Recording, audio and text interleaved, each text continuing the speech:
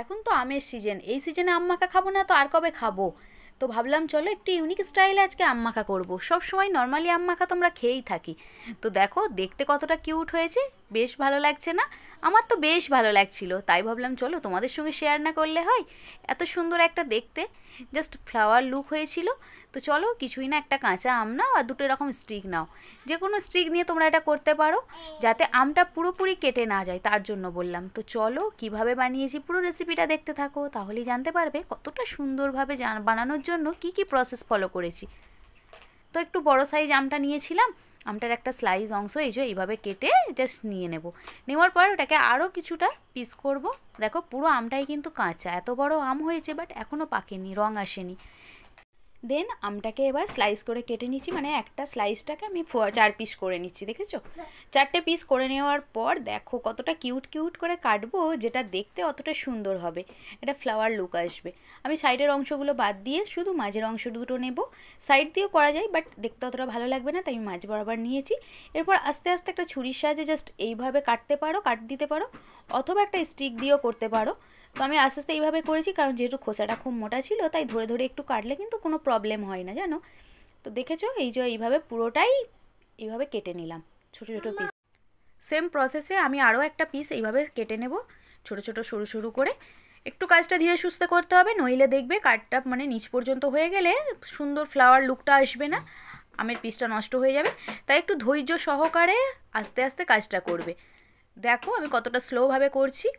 দেন চলো এরপর স্টিকগুলো নেওয়ার পালা। তো কিভাবে করব সবটাই দেখাবো। দেন স্লাইস করা আমের পিসগুলো একটু ফোল্ড করো, আর এই যে বড় স্টিক আছে বা বড় টুথপিক দিয়ে জাস্ট এইভাবে আটকে নাও, দেখবে ফ্লাওয়ার লুক একদম ইজি হয়ে যাবে।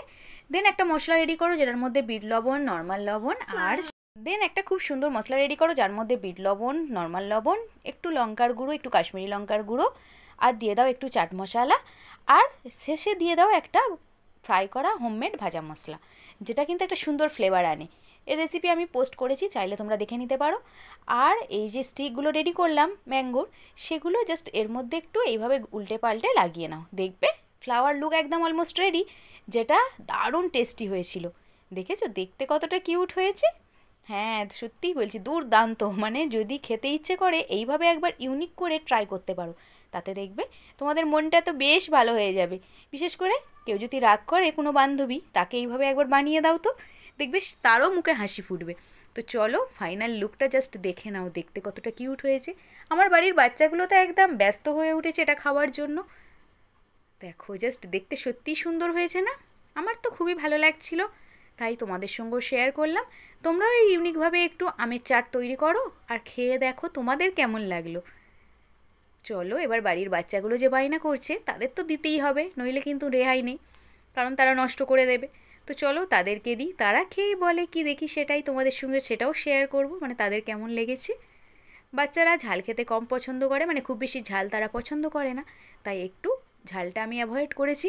তোমরা চাইলে একটু বেশি করে ঝাল দিয়ে এটা বানাতে পারো, দেখতেও কিউট হবে, খেতেও দারুণ লাগবে। আর এই যে আম গাছের আম, তাই ভাবলাম আম গাছটাকেও একটু দেখিয়ে দিই। আর এই যে দেখো চলে এসেছে দৌড়ে দৌড়ে, এটাও ট্রাই করবে, খেতে কেমন হয়েছে সেটাও জানাবে। তো দেখো ওর খুবই ভালো লেগেছে, তোমরা ওটা ট্রাই করে কমেন্ট করো। বাই। তো দুজনে দু ভাই বোনে একটা স্টিক নিয়ে এইভাবে ছবি তুলেছে, তোমাদের কেমন লাগলো জানিও।